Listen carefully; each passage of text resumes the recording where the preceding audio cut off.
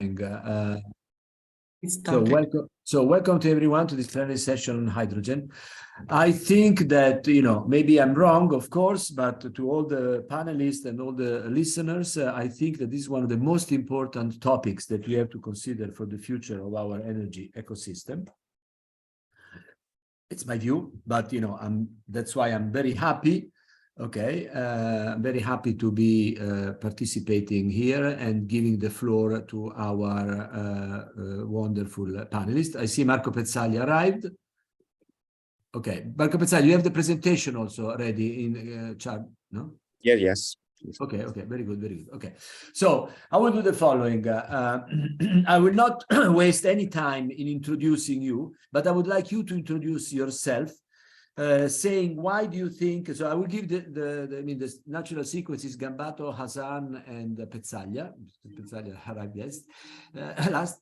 My idea is this, and I would like you to make sure with your own words, why do you think it's important, your enthusiasm and contribution for this field. On my part, I think that the most important thing is that if we want really to be serious in decarbonizing the world, we have to make sure that our approach is, let me put it in this way, whatever it takes to reduce emissions, which means no technology is privileged on the other, because we are now living in a world in which we are using, in the old world, coal, oil, gas, hydropower before, geothermal. So there is absolutely no reason to privilege any other technology against another, because in the past already we were using a fruitful bunch of technologies. Let me make an example that can sound not offensive, but harsh. Okay, there was a moment in which the world switched, as you know, to asbestos in order to prevent fire.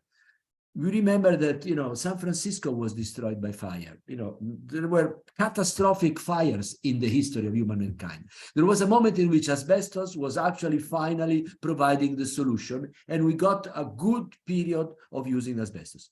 Eventually, health analysis and other problems developed the knowledge, unfortunately, that asbestos was creating health problems. And now we are abandoning asbestos for something better to provide, anyway, safety for our houses and cities against fire. So I have exactly the same approach. We should be grateful to coal, oil, gas, because they provided our civilization. If now there is a way to use them, or some of them, which is what I would like you to, pick your brain to understand, use some of your new technologies to use in a way compatible with the environment.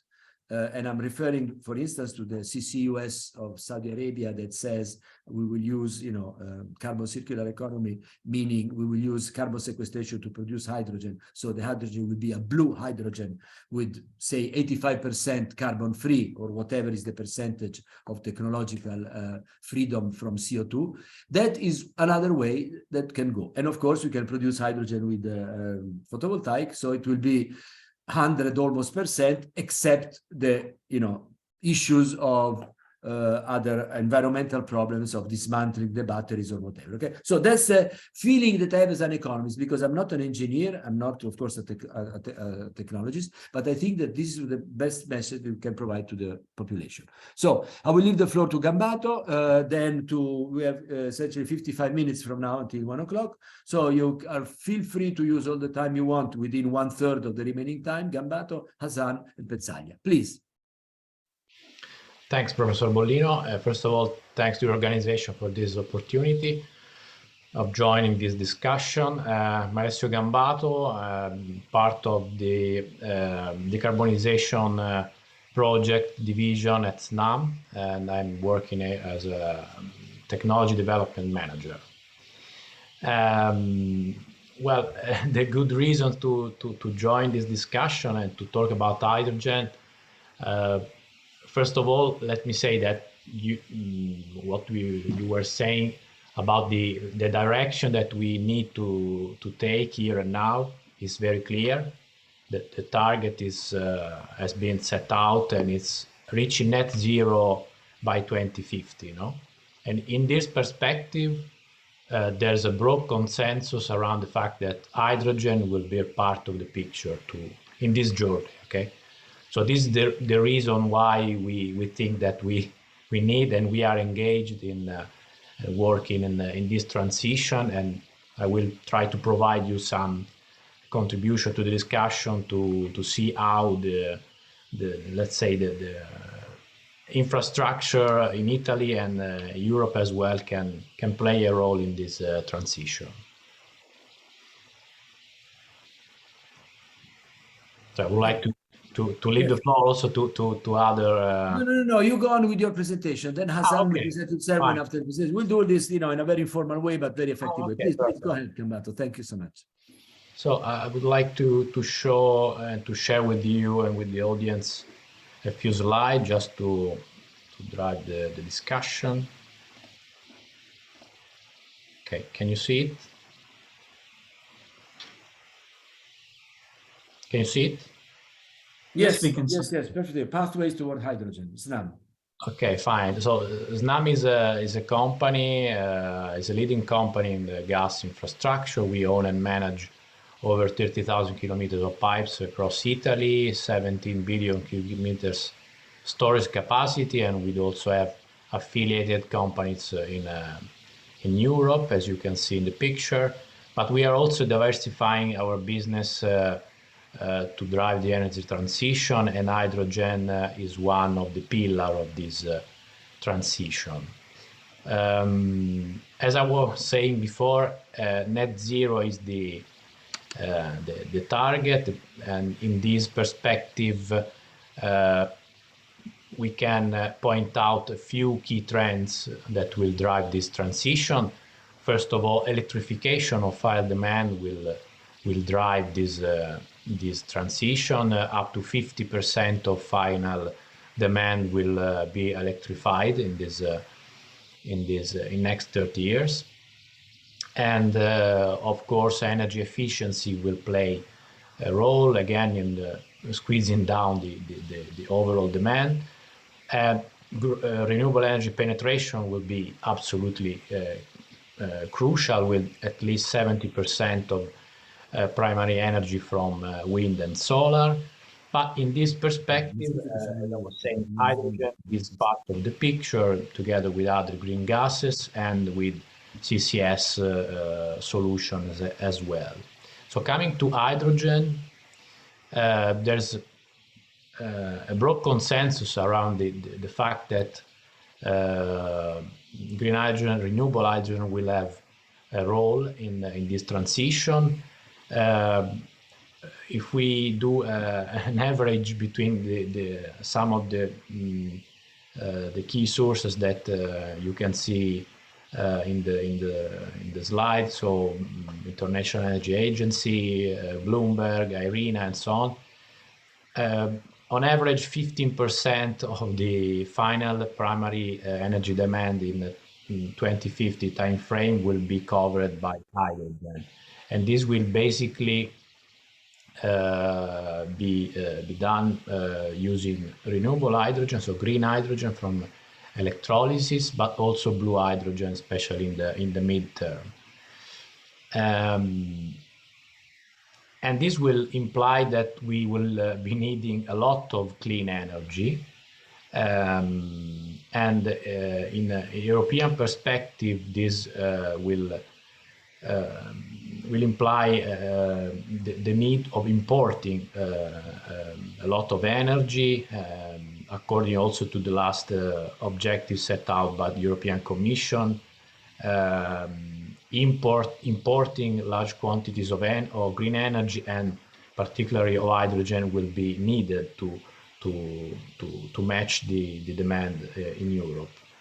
So in this perspective, globally, the trade flows of hydrogen will be driven on one side on demand that will be in Europe will exceed the offer, so we'll be needing to import large quantities of hydrogen. So putting together all the elements of a a future value chain of hydrogen, basically we see on one side the possibility of leveraging this energy vector, as a way to make the sector coupling happen, because we need to basically transfer renewable energy down all the value chain to the final users. And in some cases, electrification is not a solution, for example, for heavy duty transport or hard-to-abate industries. And in this perspective, hydrogen and the hydrogen value chain is a way, very efficient way to match and to decarbonize this kind of final applications. We did some analysis on which can be the most efficient way to deploy an hydrogen value chain in Italy and Europe as well. In this case, looking at Italy, we believe that a centralized model can be more efficient in the long run. For sure, in the short term, pilot project and first movers will go probably for a decentralized model, producing hydrogen where it is needed. But if we look at the overall picture, the idea is that to have a delivered cost which can be competitive with other alternatives, we need to go definitely towards a centralized model where you produce, where you have availability of large quantities of renewables at cheap conditions, and you can push for economies of scale. Also, in this perspective, transporting and storing energy in form of gas is very efficient. So you can move large quantities of energy, for example, from southern Italy to northern Italy, where the demand is higher, but also from northern Africa to northern Europe, using pipes instead of using, for example, electricity, which is not exactly efficient in this perspective in terms, I mean, of overall cost of a single megawatt hour transport over long distances. And last but not least, a topic which is very actual, which is security of supply. In this kind of model, we see the possibility of having different importing routes and leveraging the possibility to store large quantities of energy as a way to minimize the risk of security of supply. So for these reasons, we are, as a company, we are engaged in the transition of our infrastructure, of our asset base. We perform a check of our network, which is basically 99% hydrogen ready. It can be switched to pure hydrogen transport with negligible or limited reduction of the transport capacity. And we are cooperating with several stakeholders of the value chain, with certification body like RINA, with other TSOs in Europe to address the gap of this transition, and of course with national institutions and universities, particularly in the perspective of defining the new legislative framework for hydrogen transportation and storage, which is not in place and which is very much needed to enable this kind of transition. So leveraging this kind of analysis that we have been doing, last year we now presented this idea, this project of Italian backbone connecting south to northern Italy. This can be done by largely leveraging existing pipes, so we can repurpose existing natural gas pipelines with a benefit in terms of efficiency of the investment, of the overall investment, because cost of repurposing is less than 1/3 compared to building new pipes. So in this picture, you can see a possible something that can be reality in 10 years 10-year framework time frame, sorry. And this is not just Italian, because you can see cross-border connection, but is a part of a broader picture, which is European hydrogen backbone, which is an initiative, a pan-European initiative to create in a 2040 timeframe integrated European hydrogen ecosystem. There are more than 20 infrastructure companies which already joined this initiative. The idea is that the overall investment to deploy around 40,000 kilometers of hydrogen backbone will be in between 40 and 80 billion euros, roughly. And this thanks to the possibility of heavily, let's say, leverage the existing natural gas assets, which is very mature and very well developed in Europe. So this will lead to a levelized transport cost in a range between 11 and 21 euro cents per kilogram of hydrogen over 1,000 kilometers of distance, which is something, let's say, which can be handled if you think about cost of hydrogen delivered in a range between 2 and 4 euro per kilogram. As I was saying before, gas is a good way to transport energy, but also to store it. So especially if we think about an energy system in which renewables will be the first primary source, we need to address the balancing of the system, especially on a seasonal basis. So storing energy in form of hydrogen, but in general terms of gas, is very much efficient.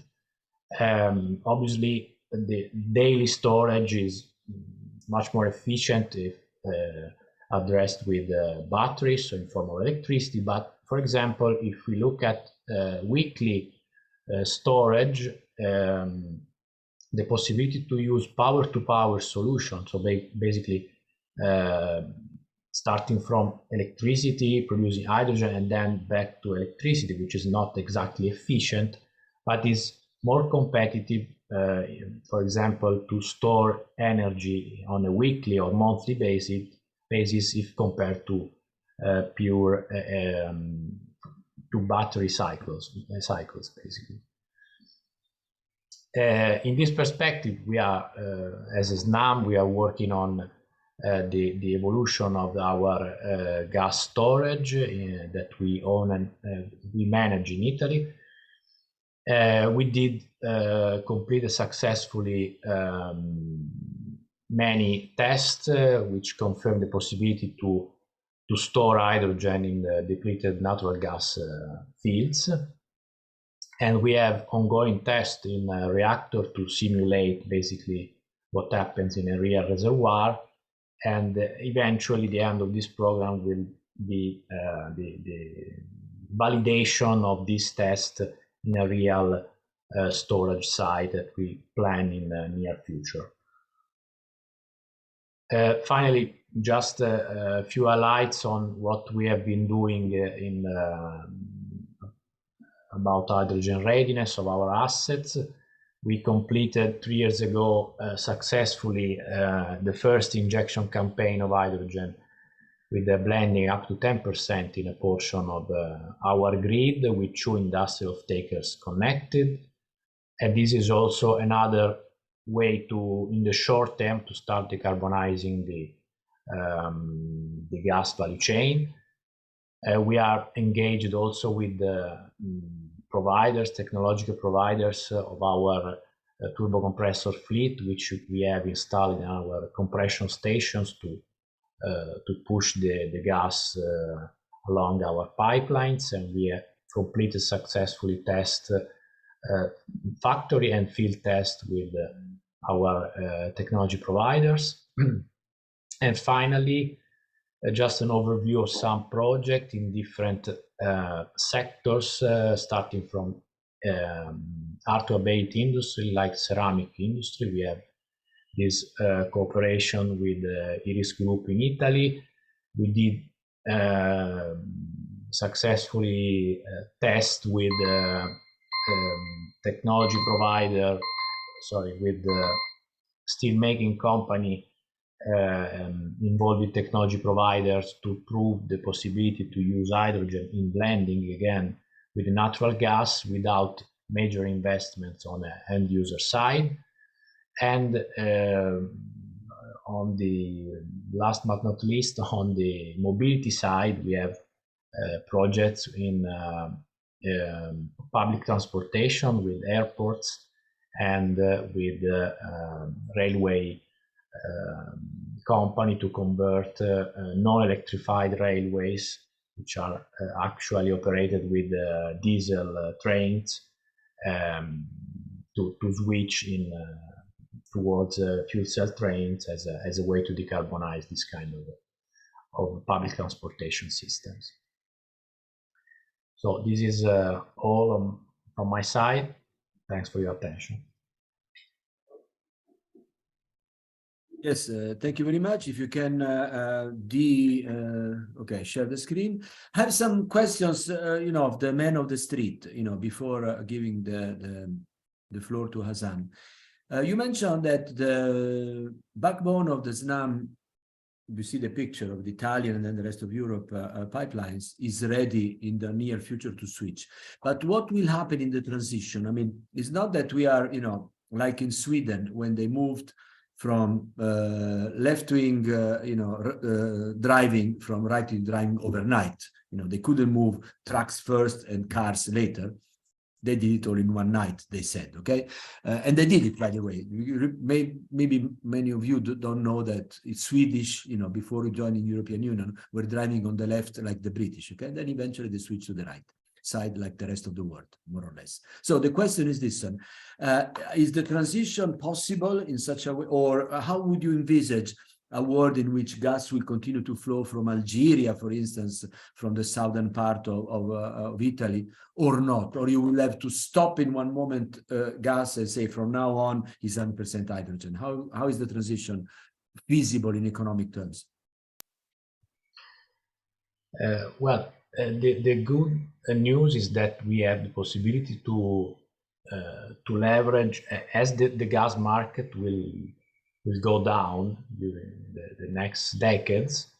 We will have the possibility to free up some transmission capacity and to gradually repurpose this infrastructure to green gases, to hydrogen particularly. So the idea is that the first backbone can be possible in 10 years, more or less. Obviously, the energy scenario is changing, is boiling, and so what is happening will affect the possibility of doing this with more or less investment, because, for example, if you think about the Russia gas import, we have basically increased the imports from Northern Africa. This means that the south to north import route is very busy, actually. So we will have to see how this will develop in next years. But the idea is that we are engaged in a 10-year, let's say, time frame to make it happen. Okay, and the second question I have, you mentioned in your slide the salt H2 cavern. So you are saying that now now the gas in the summer is stored, in the depleted gas fields. Is this something that can be used in the same quantity or percentage or proportion also for hydrogen, or are there technological problems in storing H2 like gas in the past? The idea, the test that we are performing say that it's possible to use depleted gas fields that are actually used as gas storage and to gradually convert to hydrogen. Okay.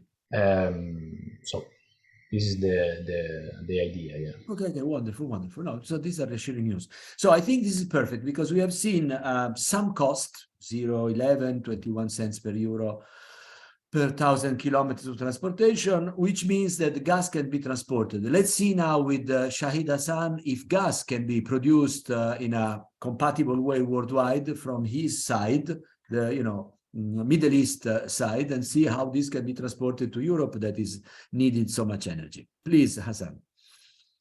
Thank you very much, Professor Bollino, for inviting me to join this panel discussion as part of the 7th Symposium on Energy Security. And I couldn't, agree more with you that this hydrogen is getting, its attention of policymakers globally, and it's becoming a star energy commodity. So I would like to talk about, the energy transition issues in the perspective of the hydrogen energy. And while there's a lot of discussions around the supply side, creating assets, facilities, manufacturing, compatible infrastructure along the value chain, but unfortunately, less attention is being paid to the other issues which are crucial for developing a hydrogen-based economy. I'm using this slide just to make the points in the perspective. There could be a duplication as well, with the previous speaker. So as we know that a large number of countries have pledged to become net zero, and in terms of the the statistics, close to 88% of global emissions are now part of such the pledges there. And if we read the analysis of researchers and where all this hydrogen could play an instrumental role in decarbonizing, a range of the end use applications are emerging. You could see from the right hand side graph whether it's the use of hydrogen for power generation in the transport, from heavy duty vehicles to other the transportation modes, including aviation, buildings, and many others, including the chemical industries and producing synthetic fuels and all that. So there's a huge potential for the hydrogen in the net zero transformation. And as per the assessment of the AIEE, close to 80 gigatons of cumulative emissions can be abated using hydrogen, and by 2050, that share would be roughly 20% of the annual emissions abated during that year. So while a lot of developments are taking place, can we actually achieve this transformation? So let's look at two regions. I mean, I picked up just for the sake of comparison, the two regions. One is in the Middle East, in particular the GCC, and another is the Europe. And both these regions are very active and very ambitious in terms of, the decarbonizations, including, whether it's the renewable energy or the blue hydrogen. So the chart on the left-hand side shows the average, the levelized cost of clean energy in the Middle East. Two examples are quoted here, one from Saudi Arabia and one from UAE. And if you see from this example, perhaps these two countries are hosting some of the lowest cost, the solar energy projects in the world. So it means that for this region, the producers in this region can generate hydrogen at a much more competitive, the rates than producers elsewhere in the world. I've also taken the recent numbers from the Europe. The average cost is roughly $55 per MWH. So if we translate these numbers in terms of the hydrogen cost, it works out to be on the middle chart, to focus on the bar chart here. So in the case of Saudi Arabia, hydrogen could be produced close to less than $2 per kg, and so is the case with the UAE. And in the Europe, around 4, and many studies are also giving these ranges from 4 to 6 depending upon the cost of renewable energy in different countries. So this is on the supply side. Let's look at, I think, how this hydrogen would find fitment in the end use application. So I've just, for the sake of comparison, they used the European Union. So this, the dark yellow color bars are representing what the consumer, the industrial consumers pay for, using the gas. And when I'm saying the end-use consumer, this is non-domestic, middle and large, industrial consumer. So for them, it translates in terms of roughly, this range, which is $0.03 per kWh. And in the last, especially after, I think, the start of this conflict, the gas prices have gone up, and still the consumers are paying, a higher amount, but this is much lesser. And if we use the same cost of production, so what it tells me that even now, based on the hydrogen cost of production in the Europe, the end users, the price which they pay for the gas is 40% lower. So it's again the question of viability of the gas for hard to abate sectors, or especially in the industries. However, if we compare the same, the production with reference to the wholesale price of the gas, it has already achieved parity. So it's compared to the wholesale prices, it is 20% lesser. And in the case of the GCC and the countries here in Saudi Arabia and UAE, which supply the gas to their consumers, and the production costs are quite low, the difference between what the industrial consumers or the consumers of the natural gas would pay here vis-a-vis the hydrogen, it's quite significant. So let's try to analyze how can we, the policy makers, should address these kind of issues in order to enable the energy transition. So the first is in terms of the, how to create the demand for the hydrogen energy. I won't repeat the same because the previous speakers already mentioned about the scenarios of hydrogen. So we are expecting that by 2050, the hydrogen demand would touch around the 500 million tons a year. And different scenarios and different agencies have, they floated this idea, but currently the hydrogen demand is close to 90 million tons. So from 90 million tons to 500 by 2050, it's a huge increase. My previous slides already, I think, presented the case of, the mismatch between the, the cost of the hydrogen delivered to them vis-a-vis the cost of the counterfactual, the fuel. So just one second. Sorry. So can we learn anything from the electricity sector? Because if we recall, when renewable energy started coming up, the more than 2 decades ago, it also faced the same problem. It was expensive, but then let me switch off my. Yeah, it was expensive compared to the other conventional, cost of, the power production. So in most of the countries, the renewable energy portfolio standards and, excuse me.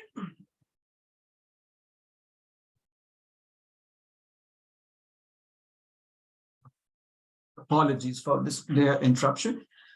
So in the electricity sector, the growth of renewable energy did not occur organically. These were driven by the quota policies placed by a number of countries. These were called the RPS. In some countries, this was called RPO, Renewable Purchase Obligation. So under these kind of policies, the utilities were mandated to buy a certain share of electricity from the renewable energy, despite it was expensive. So such policies have played a very instrumental role in promoting renewable energy growth historically. And if we see the example from the US, close to 45% of the total renewable energy growth since 2000 has been attributed to RPS policy. In Europe, which again has been at the forefront of the decarbonization and especially the the clean energy transformation, their policies have also recognized the need for a binding and ambitious commitment targets for renewable energy. India, which has already achieved more than 106 gigawatts of renewable energy. And Australia and other countries, these policies have been very instrumental in creating the demand. So when we talk about the hydrogen, it is equally important that the countries who are aspiring to, either become a producer or user of, the hydrogen, they should adapt such learnings in the local context, which could be helpful in stimulating the demand of hydrogen. The second issue, which is very important, is about the price and offtake, the guarantees. The investors would like to have revenue predictability, and for having a revenue predictability, the price and the guarantees for the offtake are very important. Here again, the examples from the electricity sector and the LNG could be very handy. And many of you would recall that when the renewable energy producers started to coming into a picture in the electricity sector, they were all of a take-or-pay kind of purchase contract.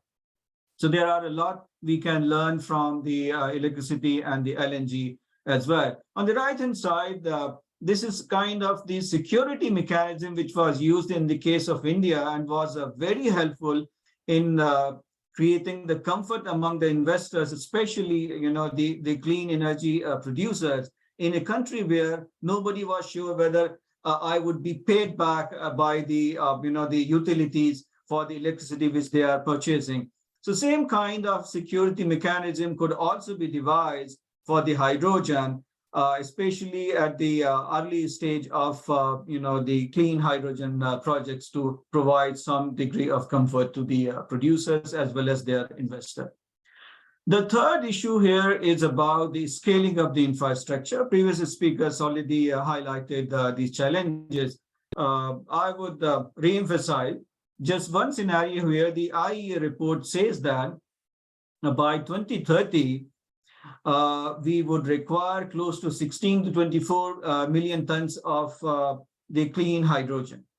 And this clean hydrogen, 16 to 24, would come from both, the electrolyzers as well as the fossil fuel coupled with the CCUS. In the case of the electrolyzer, this is about 9 to 14 million tons. And to produce this 9 to 14 million tons of the green hydrogen, this would require close to 134 to 240 gigawatt of additional renewable energy capacity. So the challenges are massive. This is 14 million tons, and we are talking about the 500 million tons of demand by 2050. Of course, partly it would come also from the blue hydrogen, but then still, a huge capacity would be needed. So we need the supply side augmentation, not just in the ramping of the renewable energy capacity, but again in the matching infrastructure, including transportation, export and import facilities, and other delivery infrastructure which is needed for the hydrogen.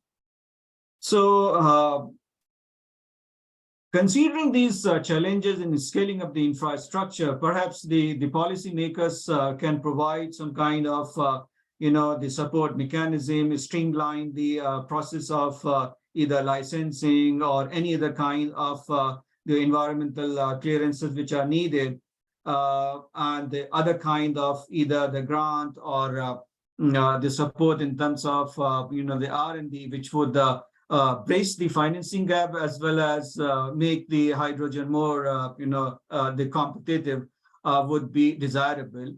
And we also need regulatory processes in terms of permitting and the licensing.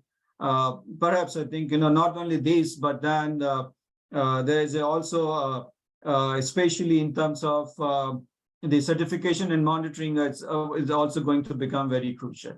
So the last slide, I would like to leave with these three, the takeaways to kickstart the hydrogen market. The lessons from development of other low carbon energy technologies can be suitably adapted by countries around the world. Supportive policy and regulatory frameworks are essential to facilitate access to finance and foster investments. as well as to spur the demand of hydrogen locally. And in the early stages, market design and other contractual agreements can be kept simple rather than making them very complex and time-consuming. Thank you very much for your attention. I would be happy to answer any questions. Yes, thank you very much, Hasan. So we are making a picture clearer and clearer with the contribution of the speakers, and I'm eager to listen to the if you can take away your slides so we get the screen back. Okay, I'm eager to listen to the last speaker, Marco Pezzaglia, but I have one question in mind right now. We saw Snam, which is a huge and very well technological advanced carrier of gas, having the knowledge to transport gas. It has done this for decades to Italy and the rest of Europe, but from the border of Italy onward. Now, how do we close the gap from Middle East and Central Mediterranean for transportation? Because we have seen some numbers for the transport cost within the European network. We have seen very interesting numbers by Hasan from the production generation cost of hydrogen, given the solar capability and green and blue. But I will leave this question for the last round, but because I don't want to take any more time, and I leave the floor to Marco Pezzaglia. But let's keep in mind that we have to make a global world scenario, I think. Please, Marco.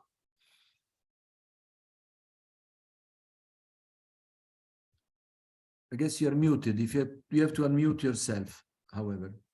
You have to unmute yourself because you're muted. Okay, now okay, now we listen to you, and I mute myself. Thank you very much. So I will say thank you, Professor, and thank you for the invitation to this very interesting session. And going back to the sentences, to the first sentences of your introduction, I fully agree with the point that technology neutrality is at the core of this transition that we are affording in these years. And though I represent today COGEN Europe, even if I represent COGEN Europe, it could seem that a defense of such a technology, but it is not. The problem is that at the moment, the present narrative tends to exclude a priori some technologies and some other fuels, and the claim is not cogeneration must be used, but cogeneration must not be excluded. This is the main claim. That's why today we are talking about cogeneration. Indeed, what are the main points? First of all, what is cogeneration and the reason why for cogeneration, the energy security issue, and the fueling cogeneration that is more important, evolution towards hydrogen. And at the end, just one slide about vision. But the another point is that if we would like to develop the hydrogen sector, when use hydrogen sector, we have to talk about production, we have to talk about transportation, but we have to talk also about the way of use of hydrogen. Cogeneration is one of the most suitable already present technology in the market for using hydrogen. Skipping what is COGEN Europe because we are short in time, going to the core, what is cogeneration? Cogeneration is the technology that provided from a single input to two outputs with a very high efficiency process. And the principle of cogeneration, I think it is well known in the world, especially from the audience. So I will, as I said before, I do prefer to skip this to let time for the discussion at the end of the session. Overview of CHP in Europe. At the moment in Europe, the cogeneration represents about 12% of total electricity and about 40% for 14% of the heat in the EU. But there is a strong potential for double it by 2030. And the use of CHP across the Europe reduces the emissions up to 150 megatons of CO2, and the reduction of use of primary energy. This is on the right picture. We can see these numbers evolving during the years, and we can see that there is that is very high. So it is important to consider how and what cogeneration can give a contribution, especially for security issue that is the core of this symposium. I mean, we have 2 points. Sorry, we have 2 points inside this the system. That is the residual load, inertia, and integration issues, integration of renewable issues. What is the residual load? The residual load is the load not covered from non-programmable renewable generation. In the picture here, we see how the residual load is very different now from the past. So the system needs regulating capacity more than before. The residual load is lower than the total load, but it is different in terms of shape. So this particular shapes needs very fast and strong regulation. Moreover, inertia is in the power system refers to energy stored in large rotating generators and some industrial motors and motors in general, which gives the tendency to remain rotating. So when the system is perturbated in a very strong way from this shape of residual load, the inertia can help the system to stay in security. This is the matter. And increased penetration of inverter-based resources, let's say wind, solar, and photovoltaics, and battery storage do not inherently provide inertia. So the system is losing its inertia, and because rotating machines are substituted by new plants without inertia. Moreover, CHP is a programmable generation, also through aggregation of more CHP small plants controlled in a coordinated way.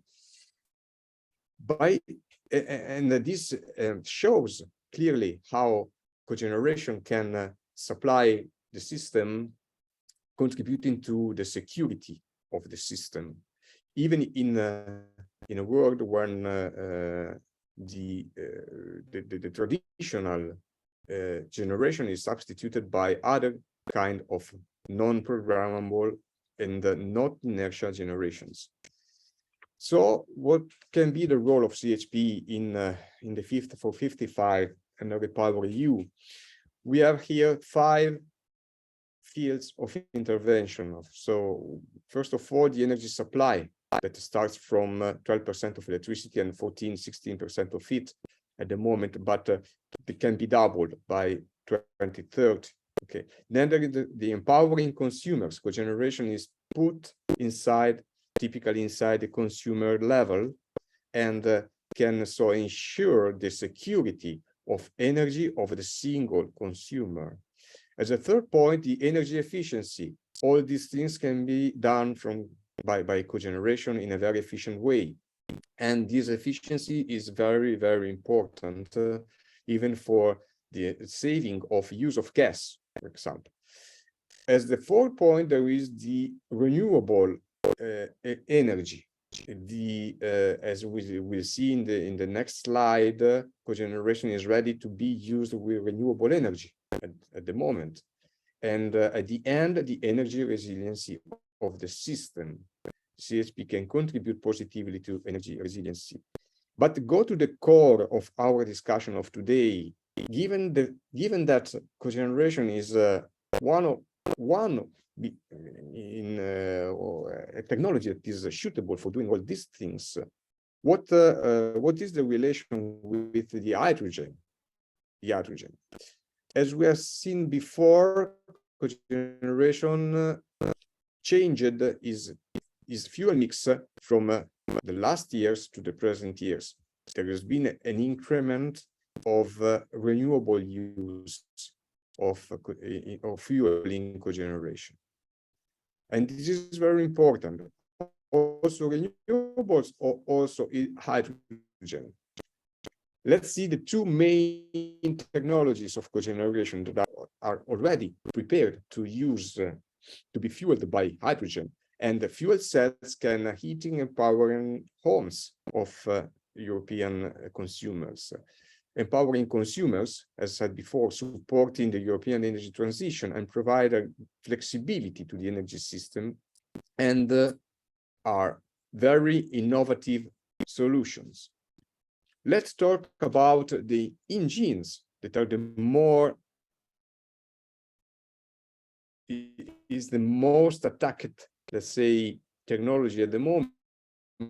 It uses gas, it's not green, it's an ancient, let's say, technology, but this is one of the core technology for cogeneration protection solution, and we'll see that evolved, and now they're ready to use more in existing plants as a mixture, gas and hydrogen, up to a level of 20% of hydrogen of supply. But even they are already ready on the market full hydrogen solutions. Let's say here there is already engines that are ready to be used for full hydrogen supply. So also this technology that can be seen as an ancient technology can give a real contribution to decarbonization, to efficiency and use of renewable, and especially hydrogen. This is the main message. So what is the final vision that it is proposed by COGEN Europe, usually at the European level?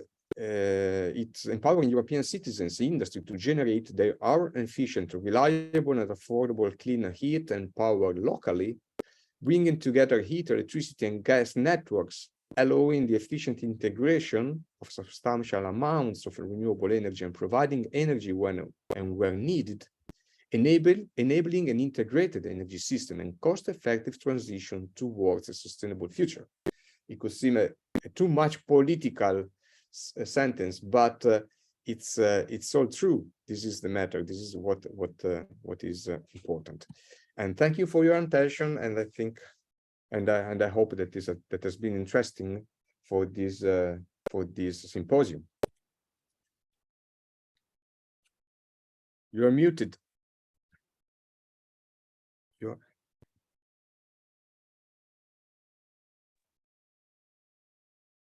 Excuse me, Carlo, you are muted.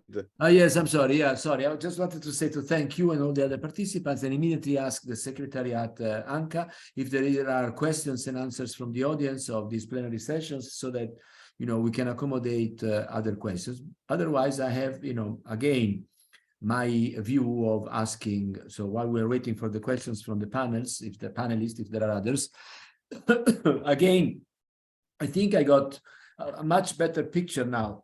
I, meaning as a personal economist who is not a technological expert of hydrogen, we got a very comprehensive view. And so we are helping with our symposium and with our conference, I think, to understand the policymakers and the public at large, the importance of this new technology. We have two issues here: new fuel or new, energy vector, new technology of transportation, new technology of usage, which is the cogeneration. So all this should provide a better cost-effective way. Now, there was a very intriguing, point in the slide of Shahid in a certain moment, where he was reporting the absolutely, out of the sky, out of the blue price of the TTF of gas, which is 160 euro rather than 20, which is the average one of the past. So my question is this one. Maybe now there is, how can I say, a propensity of the consumers to switch to new renewable and hydrogen, new source of technology, because of the outrageously high price of gas. But when eventually the price of gas will go down, will this be again, an inertia of slowing down the new efforts? Because the consumer, which votes with the pocket, not with the brain of the new technology. I might be cynical in this sense, but you see my point. the population, the consumers, the politician would say, well, now the gas is costing less again, so let's continue as business as usual. What is your viewpoint? Thank you very much. I mean, my idea of, including that, the current prices were not to make a compelling case for that, look, now the hydrogen or the industries or the gas consumers should switch over to hydrogen, but then indicate to the, the audience that it is feasible to bring down the cost of hydrogen, if not now, but at least in the, the medium to long term. And probably at that point in time, the hydrogen would become, the cost competitive to them. And on your question of, yes, these prices are possibly, would be, temporary in nature, and high prices of natural gas, which are, currently being observed in around the Europe and some other markets, are not going to last forever. And meaning that the time has come, or the moment has come for the hydrogen, the users to switch over. I don't think that moment has come so far, but with the expected reduction in the capex of the hydrogen producing technologies, both for electrolyzers and the carbon capture and sequestration part of the SMR technology, it is possible to generate hydrogen at, say, green hydrogen less than $1.50 by 2030, and close to $1 by 2040 or 2050. It is possible. So hope it answers your question, because Yes, the switching is not possible right now. Yeah, possible, wonderful, optimistic view. Gambato, what do you think about? What is your view, for your final view, your key away message after? Have you listened something from the others that you would like to comment? Yeah, thanks. Well, to complement what the answer to your question, to complement what Mr. Shahid Hasan was saying, I would just add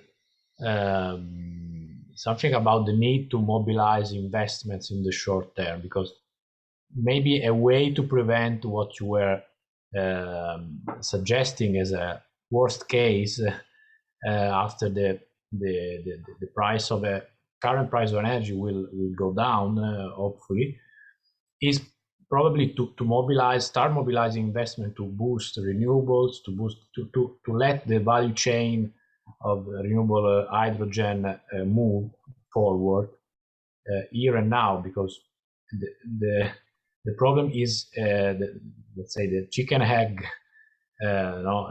dilemma, and so probably a way to avoid the risk that you were referring at is to start mobilizing investment and to provide visibility to all the stakeholders in terms of policy, in terms of policy framework, in terms of also public investments which are needed. In this perspective, what's happening in the US with the Inflation Reduction Act is an example of how to drive the market and give the visibility to stakeholders to the future, and to give a little bit of let's say clarity about what will happen in the near future.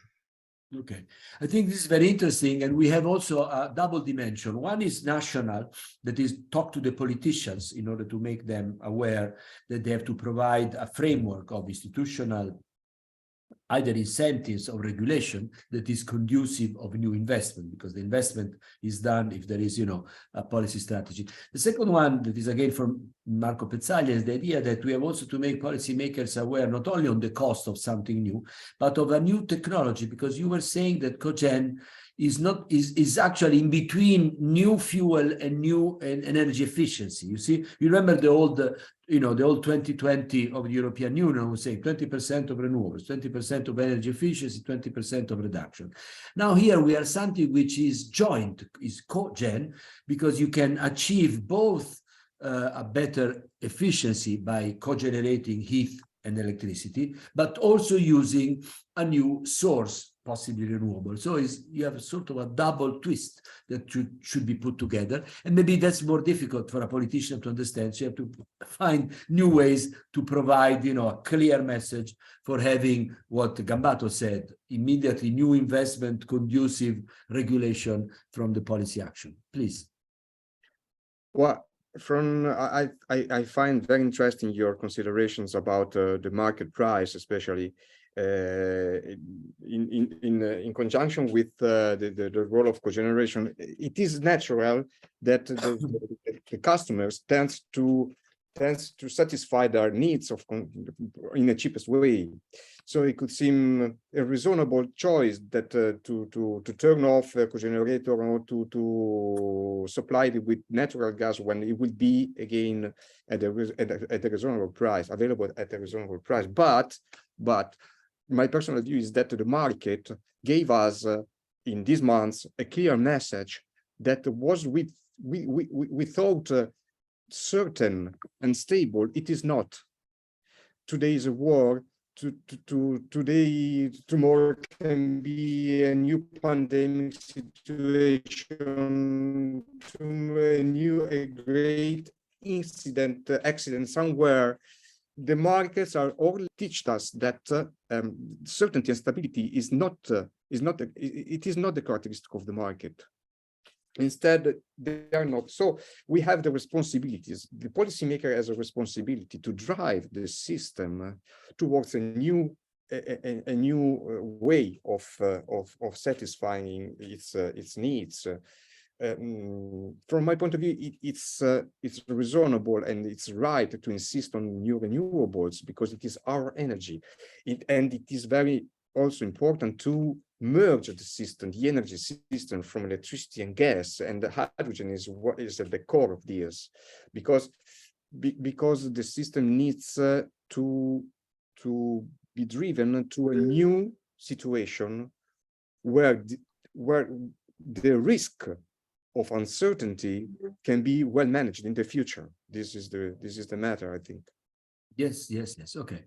Well, thank you. I think this was an excellent panel. I asked the Secretariat of AIEE, that if we can close the session, if there are no unleft questions or other views. I think I should compliment all the panelists, Mr. Gambato, Mr. Hasan, Mr. Pezzaglia. This was very interesting discussion. It will remain recorded, and the slides that you have used possibly should be made available to AIEE, so that with your permission, we can, make them public in our website, because I think this is important that we provide to everyone who has the capability to listen of what should be done in this direction for a better world in the end. Okay, so if this is good for all of you, I will thank you. It's 1:54 so we are on time, and we close this session with the satisfaction they provided, and one more step of our knowledge at the service of mankind for a better world. Thank you, Gambato. Thank you, Hasan. Thank you, Andrea. Thank you, Anka. Thank you for everyone.